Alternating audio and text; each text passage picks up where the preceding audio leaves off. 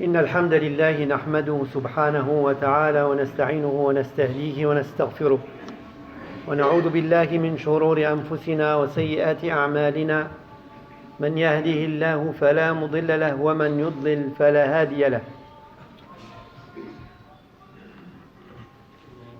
أخوانا اطفوا لي بورتابل اللي عندكم بارك الله فيكم.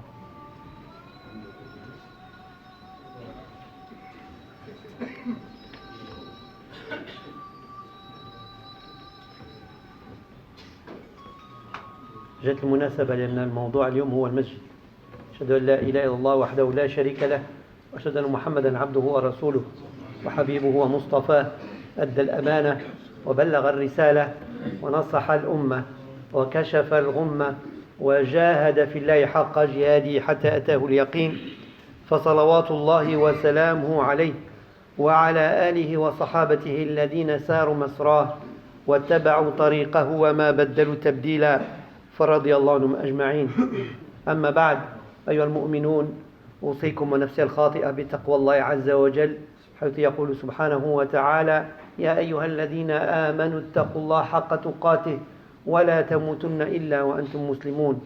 ويقول عز وجل: يا أيها الذين آمنوا اتقوا الله وقولوا قولا سديدا يصلح لكم أعمالكم ويغفر لكم ذنوبكم ومن يطع الله ورسوله فقد فاز فوزا عظيما. جعلنا الله جميعا من الفائزين، أمين يا رب العالمين. أما بعد، أيها الإخوة والأخوات، إن من نعم الله عز وجل على هذه الأمة، أمة محمد عليه الصلاة والسلام، أن جعل لها مساجد تعتبر هي بيوت الله عز وجل، تكون ديار للتربية وديار لإشعاع الإسلام وديار للعبادة، لها حرمتها. فهذه نعمة من الله عز وجل على المسلمين يؤدون فيها الصلوات والعبادات. وقد كان المسجد في عهد رسول الله عليه الصلاة والسلام هو وسط الحياة المدنية. وفي الحقيقة لو تشاهدون مرة لما تمشيوا المدن العتيقة، المدينة، سواء في البلاد الإسلامية أو البلاد غير الإسلامية، يعني اللي عند المسيحية إلى غير ذلك، تجد أن بيت الله، لأن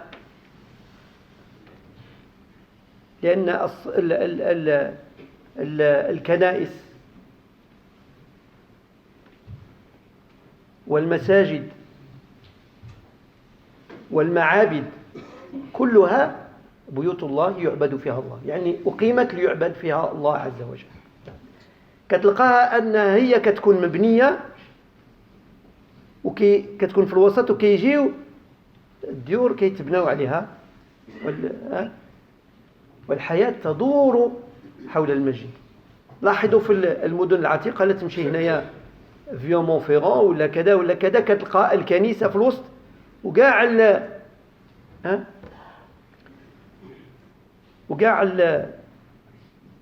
هي لو سونتر.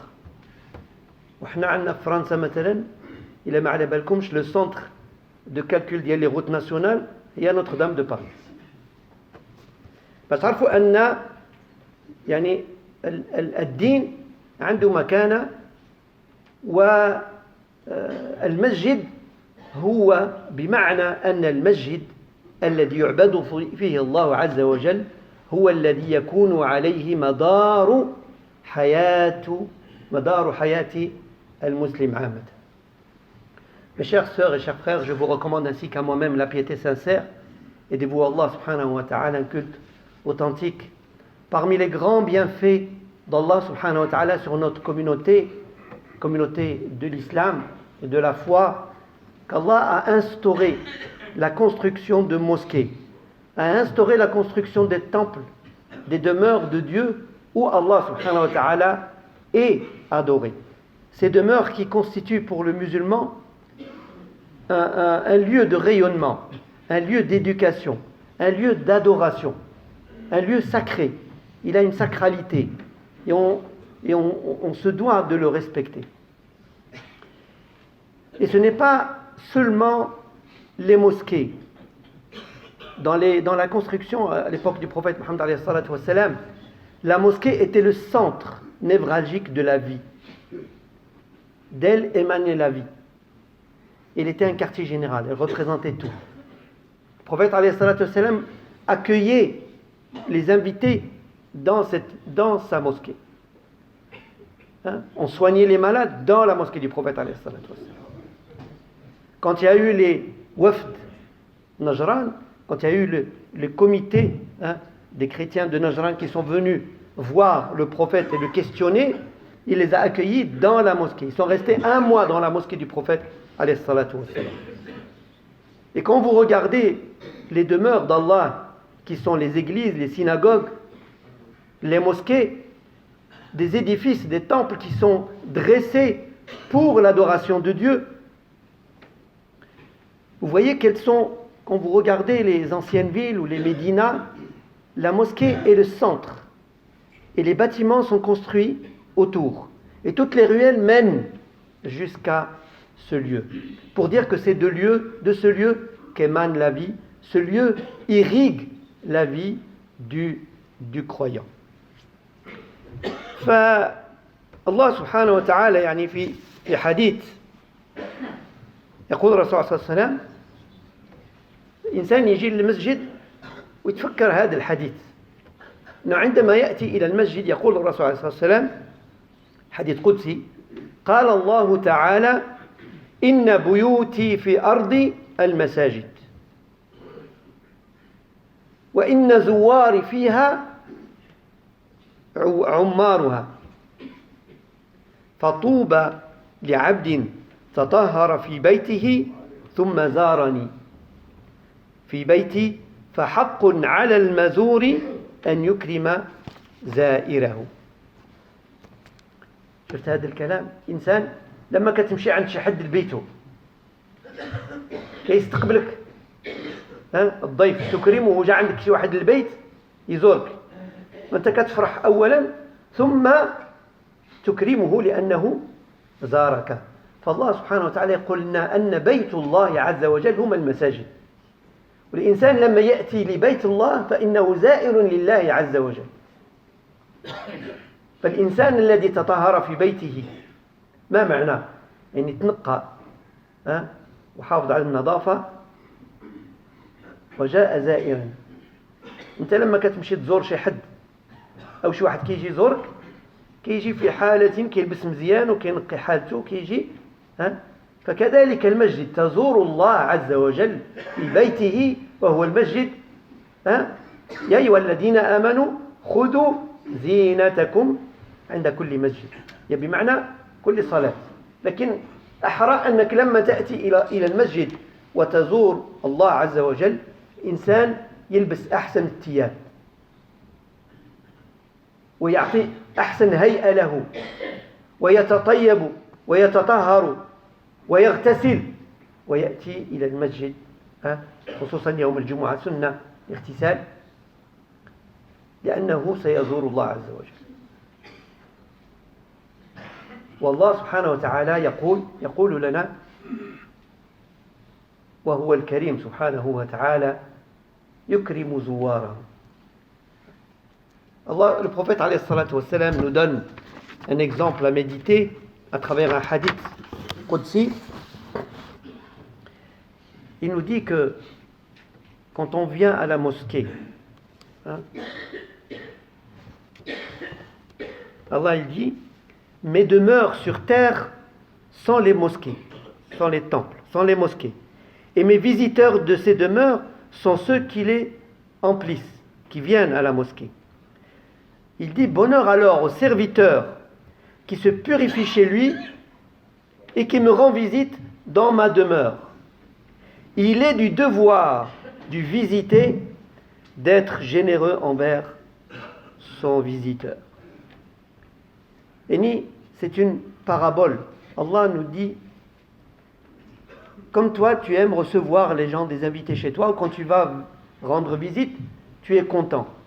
En plus, tu t'habilles de la meilleure manière. Et quand quelqu'un te rend visite, eh ben, tu es généreux envers lui. Hein? Tu ne l'accueilles pas chez lui sans lui donner même pas un verre d'eau. Hein? Et Allah, il nous dit, eh bien, mes demeures sont les mosquées. Et les gens qui me rendent visite, ce sont ceux qui viennent remplir les mosquées. Et Allah subhanahu wa ta'ala, il dit, et de son devoir, et il est le très généreux subhanahu wa ta'ala, il est du devoir de celui qu'on visite, c'est-à-dire du visité, qui est Allah, d'être généreux envers ses visiteurs. Donc quand on rentre dans une mosquée, on est dans la demeure d'Allah, on est les visiteurs de Dieu, on est chez lui. Et Allah, il est généreux envers nous. C'est pour cela qu'il faut avoir la meilleure parure. Tu viens pas n'importe où ici, c'est pas un gymnase. Tu mets n'importe quoi. Non, on s'habille de la meilleure manière. Et je dirais même qu'on devrait instaurer l'habit du vendredi, comme il y a l'habit du dimanche. Et on se met sur notre 31, comme on dit. On met la cravate, on met le costard, on met les meilleurs habits qu'on trouve et on vient avec élégance. Non seulement pour le plaisir des yeux de tes frères et sœurs, mais en même temps par respect à Allah, par respect de cette demeure. Ça vous paraît rien, mais c'est un apport essentiel. Quand tu te parfumes, quand tu t'habilles bien pour le regard des autres, quand tu mets de belles chaussettes propres, un beau pantalon, et tu ne viens pas, tu sais que c'est la mosquée, ce n'est pas n'importe quoi. Même le rangement des chaussures est important. ماشي كنجيو لوحدك شي راه كاين اللي كذا. هذا المسجد له حرمته وله وقاره وبذلك الله يعلمنا التربية. إذا لم نحترم المكان فكيف نحترم الآخرين؟ كيف نحترم الدار ديال وحدين آخرين إذا ما احترمتش الدار الله بيت الله عز وجل. هذه المسألة الأولى. ثم أن المسجد أيها الإخوة مدرسة ومنارة للعلم. هذه لازم نعرفوها. فالمساجد التي أقيمت في بداية عهد الإسلام كانت كلها مساجد علم، كانوا يصلون فيها ويتعلمون فيها، كانت فيها الحلقات والدروس، هذا يقري العلم وهذا يقري الفقه وهذا يقري الآداب وهذا يقري اللغة العربية وهذا يقري المات وهذا يقري الأسترونومي وهذا كلها في المسجد. وكانوا الناس كلهم ولو عامة يتعلمون، كانوا متفقهين كيفهموا الدين، مش كياخذوا غير هكذاك. La mosquée était aussi le centre de science, de lumière, de rayonnement. Les premières mosquées édifiées ont été le symbole de lumière, le rayonnement intellectuel. On faisait la prière, on adorait Allah, et c'était pas ça fait enfermer la mosquée puis c'était fini. Non, il y avait les cours et l'enseignement, comme le Qarawiyyin, comme l'Azhar. Vous avez toutes les sciences, la langue arabe, le fiqh, usul al-fiqh, la grammaire, l'orthographe, l'astronomie, les maths, la biologie, l'histoire, la sociologie, tout cela était enseigné au sein. Et c'est de cela qui ont découlé les grandes universités.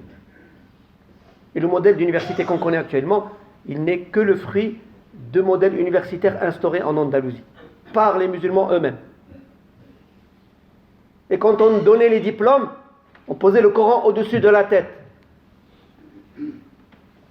Et jusqu'à présent, le carré que vous voyez dans les tenues en noir, avec, quand on fait les diplômes en Angleterre ou là aux États-Unis, il vient de cette tradition. Le Coran, c'est un livre. C'est symboliser ça, pour le savoir. Donc nos mosquées, alhamdoulilah, en Europe, elles doivent fournir ce travail d'éducation, de science, d'apprentissage du Coran. Et c'est important. Il est ouvert à tous. المسجد مش فقط للرجال، المسجد للنساء والرجال والأولاد، ونعلم أولادنا ونساءنا إذا جاءوا للمسجد يحترمون حرمة المسجد ويحترمون المكان ويتعلموا ينقيوه ويحبوه. ماشي يقول أنا داخل الجامع لكن الجامع ديال هادوك. شكون هما هادوك؟ يدبروا راسهم، كيلقى الوسخ وما يهزوش، يقول لك دابا يدوزوا لاسبيغاتور. وانت اش درتي؟ انت شفتي حاجه ماشي مزيانه. اذا كانت غير وسخ يمكن لك تهزو. اماطه الاذى عن الطريق من الايمان. ولا شتي شي حاجه يعني كبيره كاين مسؤولين اتصل بهم، الدين والنصيحه، يعني مساله بسيطه. لكن تقول دخل وتخرج، تقول عنف بحرك شغلهم هذاك، هذه لا، كأنك لا تهتم. لكن الحاجة اللي منوعة أن إذا كن نظام أنك أنت قاع ما تديهاش ذاك النظام وتدير اللي بغيتي. يقول لك الجامع هذا أو الجامع ماشي عاوتاني الفوضى. وهذا الشيء كله كنتعلموه في الجامع. فين بغيتو نتعلموه؟ كان في أحد المساجد في المدينة، هذه المساجد في المدينة ما كانش كلها كيصلوا فيها النساء، لكن الحمد لله أكرمنا الآن النساء عندهم مكان أين يصلون. وبعض المرات كنبنيو الجامع وما كنفكروش أن النساء غيصلوا معنا، كنساوها،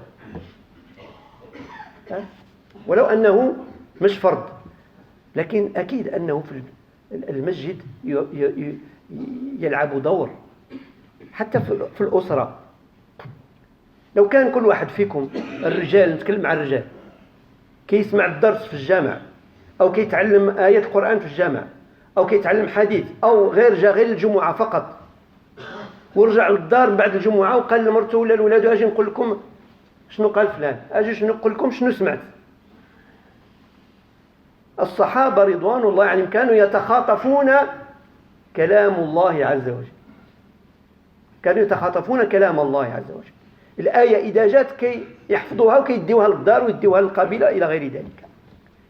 لكن من منا يرجع إلى بيته ويقول لزوجته أجي نقول لك، أو نقول لأولادي أجي نقول لكم ماذا تكلم، ما هو موضوع الجمعة مثلا؟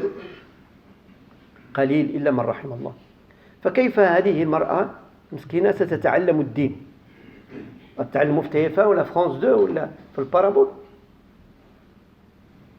حتى تعلمت غير شفويا، لكن التعليم هو في البيت. فكان مسجد من المساجد كيدخلوا النساء وكيبقاو اش خبار كي درتي؟ لاباس بخير، والامام كيهضر وهما جالسين كيهضروا بحال راه جالسين في السوق. تشويش النساء اكثر من كلام الامام حتى جراو عليهم.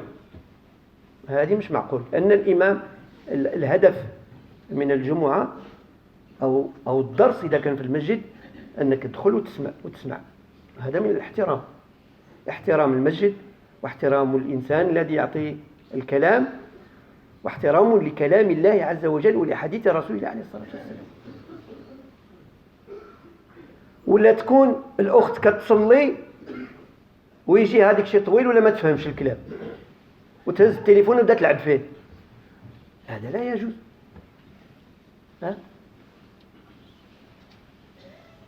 إنسان يلعب في التليفون ديالو ولا يجاوب على الميساج ولا ساعة يطلع التليفون ديالو وهي الصلاة قائمة، لا يجوز. أو لما تجي توقف أنت تخلي كاع المكان وتجي وتدوز في وسط الناس وتبقى غادي جاي، هذا أيضا لا يجوز. احترام. Donc mes chères sœurs et chers frères, les mosquées étaient toujours le lieu de science. Et elles ont une sacralité et un respect qu'on se doit d'avoir. Alhamdulillah, les mosquées ne sont pas faites que pour les hommes, bien que l'obligation du vendredi s'adresse aux hommes. Aux hommes commence à la puberté, hein, n'oubliez pas, c'est pas comme ça quand j'aurai 40 ans.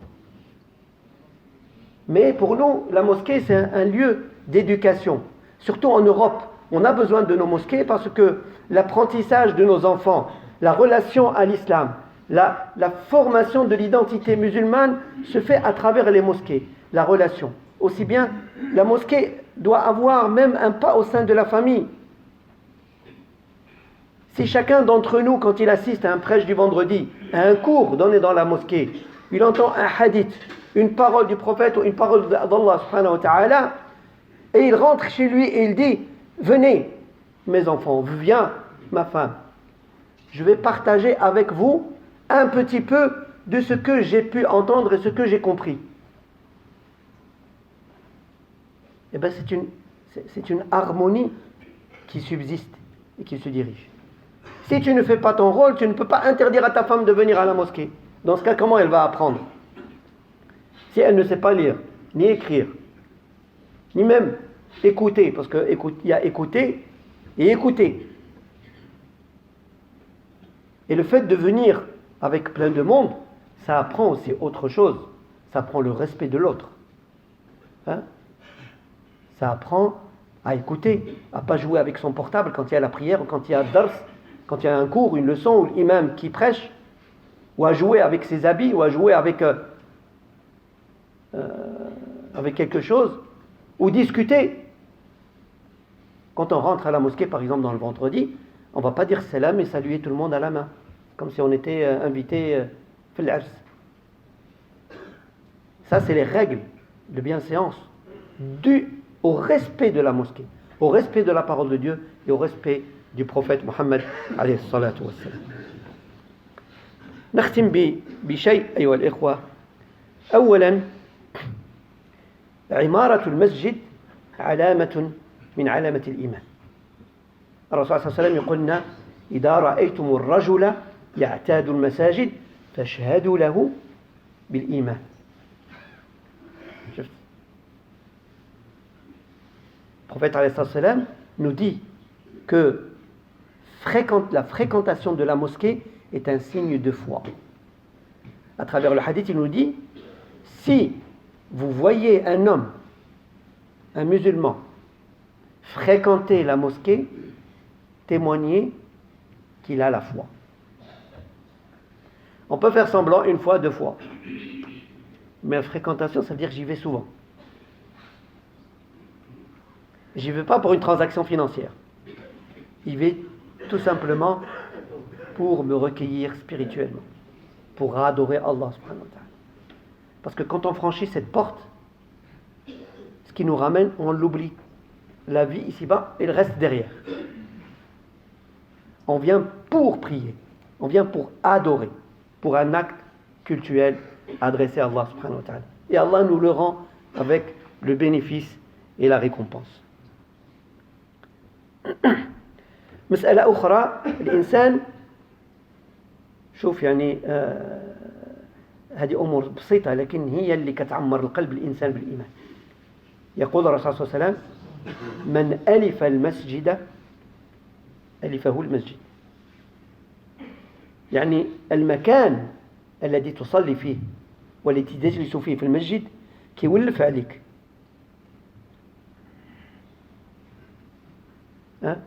كيولف عليك حتى يقول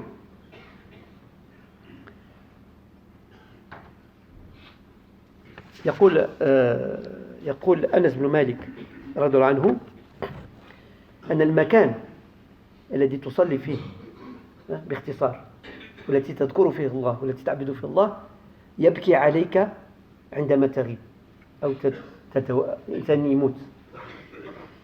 يقول سيدنا أنس بن مالك ما من بقعة يذكر الله تعالى عليها بصلاة أو ذكر إلا افتخرت على ما حولها من البقاع واستبشرت بذكر الله عز وجل إلى منتهاها من 7 أراضي وما من عبد يقوم يصلي إلا تزخرفت له الأرض.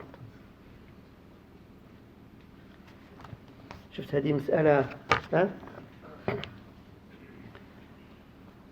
مسألة مهمة أيها الإخوة.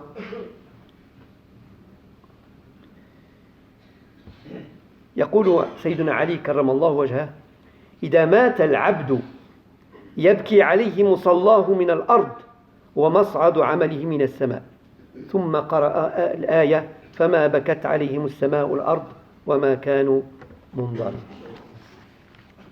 Donc une dernière chose à se mettre dans la tête, c'est que quand on prie, l'endroit où on prie, l'endroit dédié à la prière ou au dhikr est un endroit qui s'habitue à nous, qui s'habitue aux musulmans. Quand les musulmans s'habituent à la mosquée, la mosquée s'habitue à lui. Et le prophète Sayyiduna Ali, karramallahu wajhahu, il nous dit, quand le serviteur décède, il le pleure l'endroit où il fait la prière. Et le pleure, c'est-à-dire l'endroit où il fait la prière sur terre, le pleure, et l'endroit par lequel montent ses bonnes actions dans le ciel, le pleure. Vous imaginez ce que ça veut dire? Que même la terre qu'on croit morte, inintelligente, elle ressent ce que le musulman ou la musulmane fait comme acte d'adoration.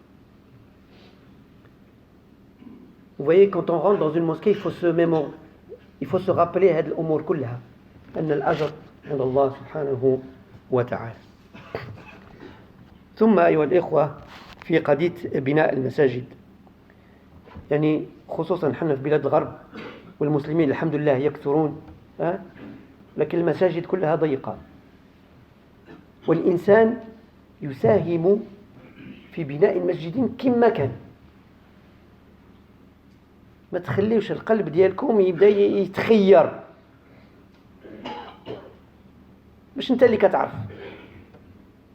المسجد الذي هدمه الرسول عليه الصلاة والسلام، لما كانوا بعض الناس هذو المنافقين بنوا مسجد حدا المسجد قباء، فلما قالوا الرسول صلى الله عليه وسلم كانوا كيقولوا له اجي تصلي عنا، باش ما يمشيش يصلي عند الاخرين. ماشي يعني مسجد بعض المرات البناء ديالو كيخلق مشكل، ماشي فالرسول صلى الله عليه وسلم كان خارج يعني غزوة الروم، قال لهم حتى نرجع، لكن فاش رجع أمر بهدمه وحرقه. علاش؟ الآية قالت لمسجد أسس على تقوى من أول يوم أحق أن تقوم فيه أناس يحبون أن يتطهروا. يعني الجامع علاش كنبنيوه؟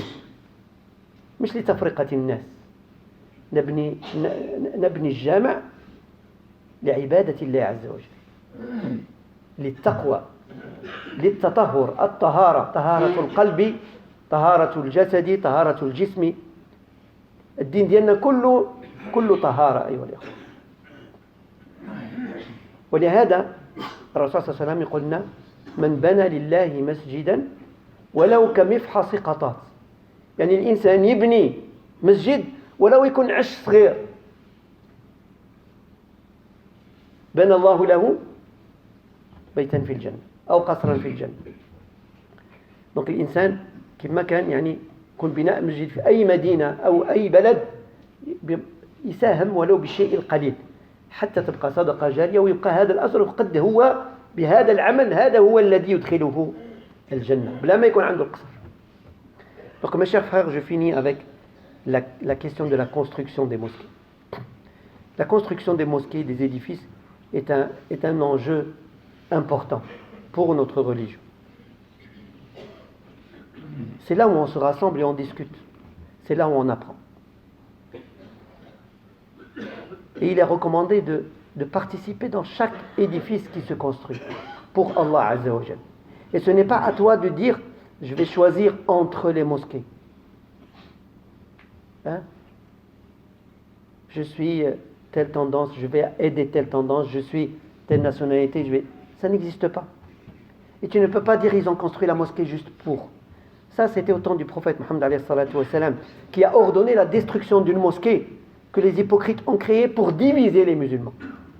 Et Allah subhanahu wa ta'ala fait descendre le verset en disant à son prophète, une mosquée qui est bâtie sur la base de la piété du premier jour, et celle-là qui mérite pour que tu y fasses la prière.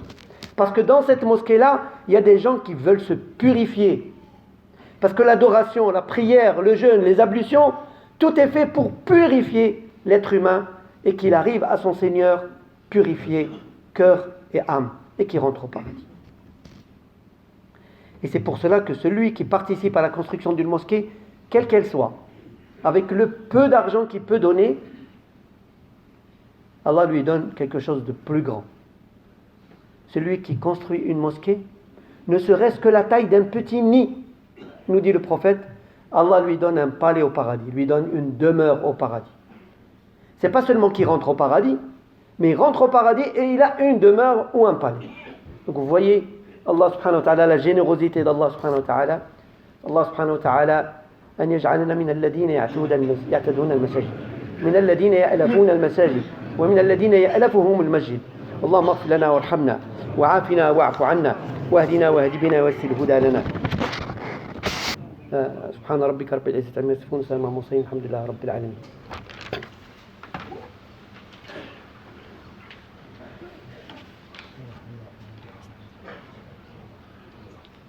الحمد لله رب العالمين والصلاة والسلام على أشرف المخلوقين وعلى آله وصحبه أجمعين. أشهد أن لا إله إلا الله وحده لا شريك له وأشهد أن محمدا عبده ورسوله شهادة نجدها يوم الدين روحا وريحانا وجنة نعيم. أما بعد، قبل ما نعمل الدعاء الختم، مسألة أخيرة أيها الإخوة في قضية الأولاد والمسجد. إذا لم نربط أولادنا بالمسجد فما غيتعلموش الدين. والمشكل أبعد من ذلك، مش قضية ما يتعلموش الدين، أنهم لما يوصلوا واحد السن قد ينفرون من الدين. هناك موجات من الشباب يخرجون عن الدين. ربي يحفظنا ويحفظ أولادكم. ففعلا بعض المرات كنجيبوا الأولاد صغار والحمد لله كيلقاو المساحة كبيرة وكيبقاو يجريوا ويصدعوا، فكنعلموهم أنه هذا المكان هذا مش للجرا، مش للعب، مش للكرة. لكن مع ذلك كنخليو لهم ساعة فرصة باش يحبوا المكان، لأنه كل ما يجي ويجريوا عليه الناس ما عمره ما يبغي يحط رجليه في شي جامع. وراك تعرفوا يعني أمثلة من هذا يعني النوع من الأولاد، تقول له يلا للجامع يقول لك لا ما نمشيش. كتقولها له عنده 4 سنين كيجي معك، 5 سنين كيجي معك، 10 سنين كيبدا يفكر، 14 عام كيقول لك سير انت دابا نخلط عليك، ما كيجيش. 17 18 الله غالب، ما كتبقاش تقول له كاع، كتقول له ولدي سير فين ما بغيتي. علاش؟ لأنه ما علمناهمش حب المسجد، لأن هذه اللي مهمة، أن يحب المسجد، يعرف أن هذا المكان هو مسلم، فهذا المكان دياله يساهم فيه ويشاركه. وهذه مسألة يا أخوة لازم يعني نتفقه لها، وكانوا أولاد ولا بنات بحال لأن هذا هو المهم. Donc mes chers frères, juste avant le dua, il est important de signaler une chose concernant les enfants, la relation des enfants avec la mosquée. Je sais que pas mal de fois les enfants dérangent quand il y a une conférence, dérangent quand il y a la prière, dérangent quand on fait tarawih, dérangent parce que les enfants ne sont pas habitués. Et l'éducation elle est différente d'une famille à l'autre. Lakin, si nous n'apprenons pas, si nous n'incrustons pas l'amour de la mosquée, l'amour de l'islam et des musulmans à nos enfants en bas âge, on ne pourra pas le rattraper quand ils auront 14, 15, 16, 17, 18, 25 et 40. Vous savez le pourcentage de ceux qui viennent ici, de ceux qui sont dehors, à l'heure où je vous parle? C'est pas parce qu'on est ici, alhamdoulilah, on se voit qu'il y a nombreux. Alors c'est pas tous les musulmans qui viennent. Pourquoi? C'est pas parce qu'ils se sentent pas musulmans, c'est parce que ils n'ont pas vécu cet amour, cet attachement à la mosquée. Ils n'ont pas grandi dedans. Donc c'est pour ça que nous, on doit faire un effort pour accepter que les enfants dérangent un peu, et on demande aux parents, aux femmes, d'éduquer leurs enfants, de leur apprendre que quand ils viennent à la mosquée, ils doivent se tenir de telle manière, ils doivent respecter de telle manière, ils doivent écouter de telle manière. Et pour les sœurs qui ont des bébés, les sœurs n'ont pas l'obligation de venir à la mosquée. Ça, c'est une première chose. La deuxième chose, ils n'ont pas d'obligation d'assister à la prière du vendredi. Il est bénéfique de venir. Par contre, quand on a des bébés en bas âge et qui commencent à crier parce qu'ils ont besoin de dormir, ils ont besoin de se changer, ils ont besoin de manger, on dérange toute la mosquée. Donc l'ajr, il est perdu. La récompense et le bénéfice, il est perdu. Soit la sœur, elle vient et elle garde son bébé, ou là on le fait garder, ou là elle ne vient pas. Ou dès qu'il n'y a l'intention qu'elle avait, Allah subhanahu wa ta'ala va lui donner la récompense. Mais il y a aussi un autre aspect. Les frères, même si vous avez l'obligation de venir chaque vendredi, au moins une fois, de temps en temps, vous pouvez garder le bébé. Faut pas que ça soit une habitude, sinon ça va être la bagarre au foyer. Mais pourquoi ? Parce que si on était au Maroc, c'est une autre question. Mais on est en France et on a besoin de ce contact de tout le monde avec le mosquée. نسأل الله سبحانه وتعالى أن يعلمنا ما ينفعنا وينفعنا بما علمنا ويزيدنا من علمه. اللهم اغفر لنا وارحمنا وعافنا واعف عنا واهدنا واهد بنا ويسر الهدى لنا. اللهم أرنا الحق حقا وارزقنا اتباعه وأرنا الباطل باطلا وارزقنا اجتنابه. اللهم إنا نسألك من موجبات رحمتك وعزائم مغفرتك والسلامة من كل ذنب والعصمة من كل إثم والغنيمة من كل بر. لا تدع لنا في مقامنا هذا ذنبا إلا غفرته ولا هما إلا فرجته ولا دينا إلا قضيته ولا مريضا إلا شفيته ولا مريضا إلا شفيته ولا مريضا إلا شفيته ولا ميتا إلا رحمته ولا ميتا إلا رحمته ولا ميتا إلا رحمته ولا حاجة لنا من حوائج الدنيا هي لك رضا ولنا فيها خير وصلاح إلا قضيتها وعنتنا على قضايا أرحم الراحمين. اللهم اجعلنا لك توابين اللهم اجعلنا لك تائبين اللهم اجعلنا هادين مهديين لا ضالين ولا مضلين نحب بحبك من أحبك ونعادي بعداوتك من عداك. اللهم انصر الإسلام والمسلمين وذل الشرك والمشركين وارفع راية الحق والدين. اللهم انصر إخواننا المسلمين في كل مكان. اللهم انصر إخواننا المجاهدين في كل مكان. اللهم كن لهم عونا ونصيرا أمدهم بمدد من عندك ومدهم بجند من عندك. اللهم عليك بأعدائك وأعدائهم دمرهم تدميرا شتت شملهم وفرق جمعهم وانزل بهم عقابك الذي لا يذل عن القوم المجرمين. عباد الله إن الله وملائكته يصلون على النبي يا أيها الذين آمنوا صلوا عليه وسلموا تسليما. اللهم صل على سيدنا محمد وعلى آل سيدنا محمد كما صليت على سيدنا إبراهيم وعلى آل سيدنا إبراهيم وبارك على سيدنا محمد وعلى آل سيدنا محمد كما باركت على سيدنا إبراهيم وعلى آل سيدنا إبراهيم في العالمين إنك حميد مجيد. سبحان ربك رب العزة عما يصفون وسلام على المرسلين والحمد لله رب العالمين. وقوموا إلى صلاتكم رحمكم الله.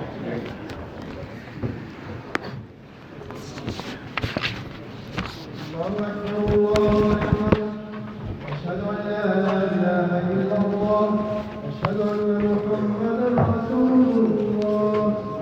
حي على الصلاة حي على الفلاح قد قامت الصلاة قد قامت الصلاة.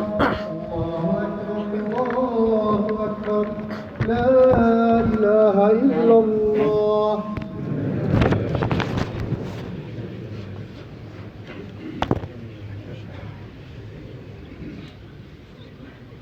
استووا اعتدلوا رحمكم الله.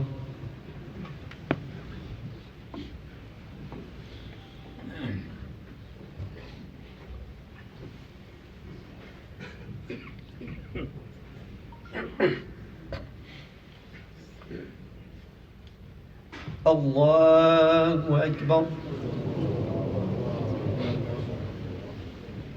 الحمد لله رب العالمين الرحمن الرحيم مالك يوم الدين. إياك نعبد وإياك نستعين. اهدنا الصراط المستقيم صراط الذين أنعمت عليهم غير المغضوب عليهم ولا الضالين.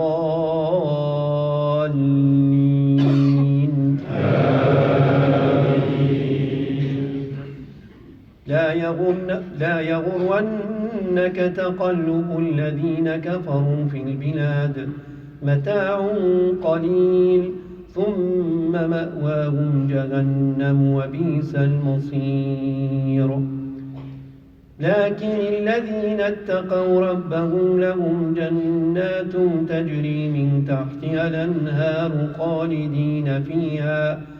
خالدين فيها نزلا من عند الله وما عند الله خير للأبرار وإن من أهل الكتاب لمن يؤمن بالله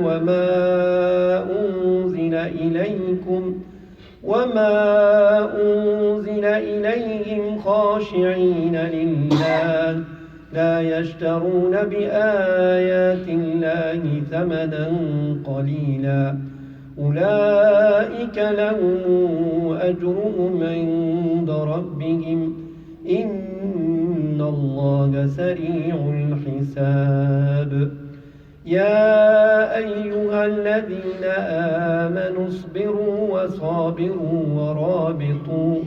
ورابطوا واتقوا الله لعلكم تفلحون الله أكبر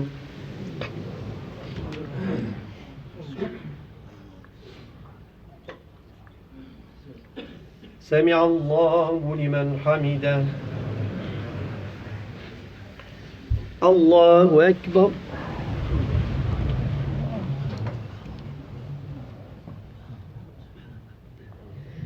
الله أكبر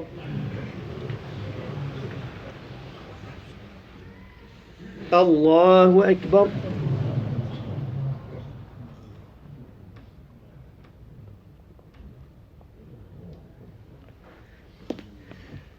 الله أكبر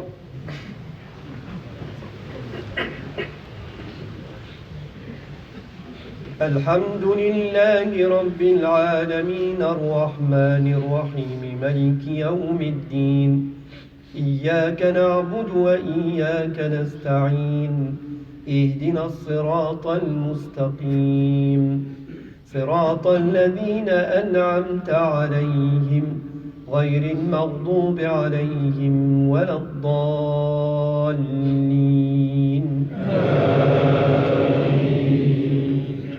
قل هو الله أحد الله الصمد لم يلد ولم يولد ولم يكن له كفوا أحد الله أكبر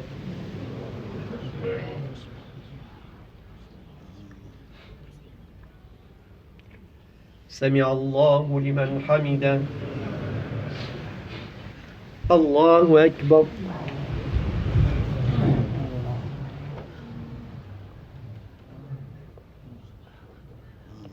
الله أكبر الله أكبر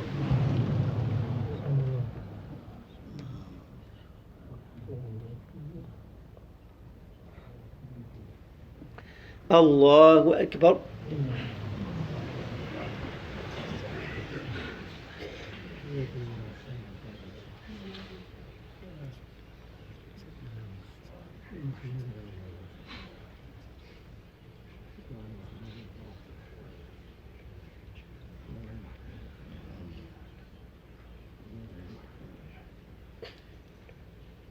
السلام عليكم ورحمة الله السلام عليكم ورحمة الله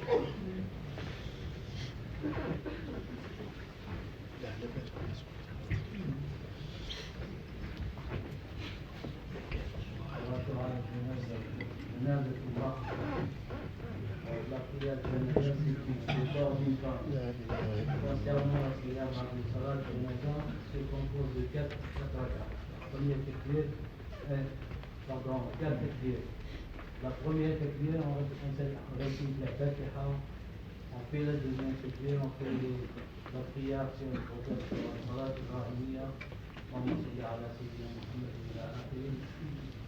التكبيرة الثالثة دعاء الليل، يعني on fait des invocations pour les morts. Et la quatrième takbir, on fait des invocations pour les morts et les vivants musulmans. Après, c'est cela. Et le corps d'une femme. Salat al-janaza, yani janaza tumra.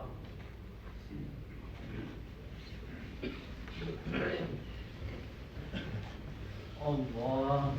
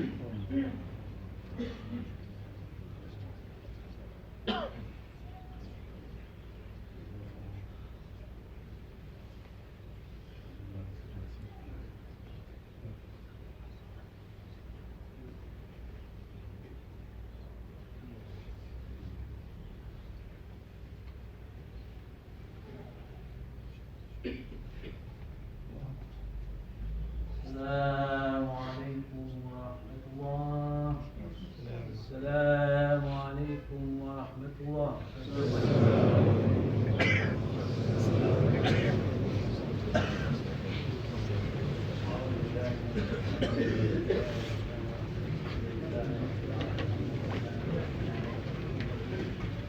إياك نعبد وإياك نستعين.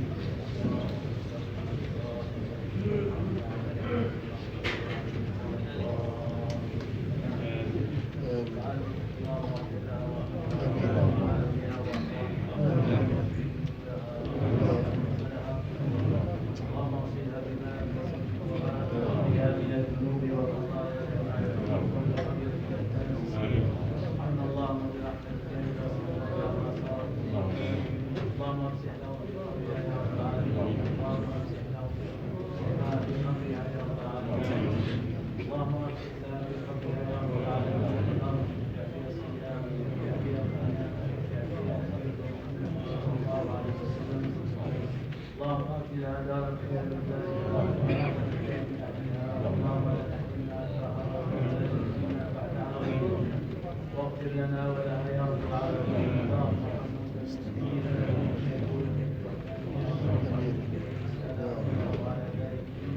اللهم اغفر لهم وارحمهم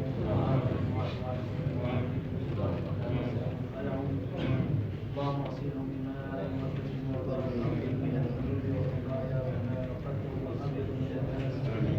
حمدا